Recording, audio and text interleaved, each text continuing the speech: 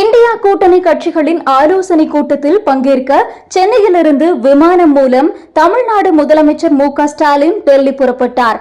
மத்தியில் ஆட்சி அமைக்க தனி பெரும்பான்மை யாருக்கும் கிடைக்காத நிலையில் சிக்கல் ஏற்பட்டுள்ளது.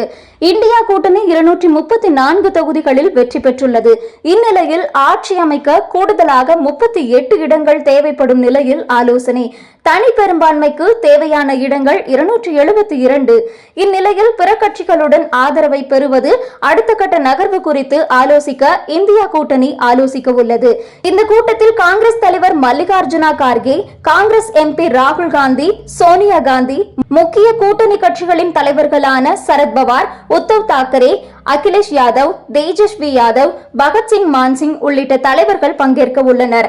தேசிய ஜனநாயக கூட்டணியில் உள்ள நிதிஷ்குமார் மற்றும் சந்திரபாபு நாயுடுவுடன் பேச்சுவார்த்தை நடத்த குழு அமைப்பது தொடர்பாக இந்த ஆலோசனை கூட்டத்தில் முடிவெடுக்கப்பட உள்ளது.